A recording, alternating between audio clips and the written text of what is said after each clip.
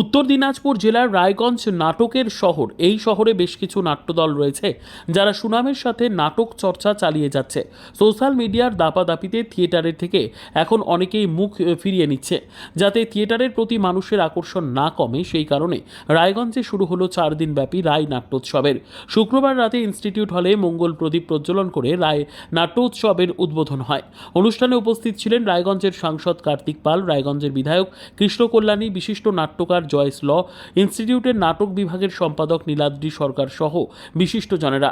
আগামী 9 জুন পর্যন্ত প্রতিদিন সন্ধে 6টা থেকে রাজ্যের বিভিন্ন প্রান্ত থেকে আসা নাট্যদলগুলি নাটক মঞ্চস্থ করবে। 4 দিনব্যাপী রায় নাট্যোৎসবকে ঘিরে প্রথম দিন থেকেই নাট্যপ্রেমী মানুষেরা ভিড় জমায় রায়গঞ্জের ইনস্টিটিউট হলে। নিশ্চিত আমাদের সাহিত্যকে, আমাদের সংস্কৃতিকে তুলে ধরে। আজকে আমরা এই ধরনের নাটকের মাধ্যমে হয়তো আমাদের সাহিত্যকে জানবো কিংবা আমাদের সংস্কৃতিকে জানবো। আর যত বেশি আমরা আমাদের সাহিত্যকে জানবো, যত বেশি আমরা আমাদের সংস্কৃতিকে জানবো, তত বেশি এটা নিয়ে চর্চা হবে। আর এটা নিয়ে যত বেশি চর্চা হবে, বাংলার সংস্কৃতি তত বেশি রূপায়ণ হবে, সেটা দেশের মধ্যে হোক আর সেটা বিদেশের মধ্যে হোক, দরবারে হোক। তো আমি আশা করব আজকে যারা দর্শকবৃন্দ রয়েছে, নিশ্চিত রায়গঞ্জ ইনস্টিটিউট একটা খুব সুন্দর পরিবেশ আপনাদেরকে দিয়েছে। আপনারা খুব হয়তো এই নাটকের মাধ্যমে আপনারা খুব আনন্দ উপভোগ করবেন।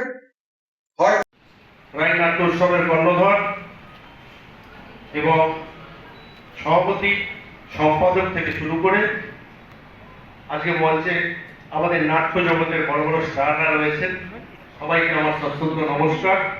তার সাথে আমরা সবাই জানি আমাদের রায়গঞ্জ শহর, কালিয়াগঞ্জ শহর, আমার এই জেলা একটা সাংস্কৃতিক চর্চার শহর এবং এখানে অনেক নাট্যপ্রেমী মানুষ রয়েছেন। আমি তাদের সবাইকে সশ্রদ্ধ নমস্কার জানাই এবং আজকে এই জেলায় থেকে আমরা গর্ববোধ করি। আমাদের জেলায় প্রচুর নাট্যদল রয়েছে, তারা শুধু জেলার মধ্যে সীমাবদ্ধ নয়, তারা জেলা থেকে শুরু করে, রাজ্য থেকে শুরু করে, জাতীয় স্তর থেকে শুরু করে আমাদের নাট্যদল আন্তর্জাতিক স্তরে পৌঁছে গিয়েছে, তারা পারফরমেন্স করছে।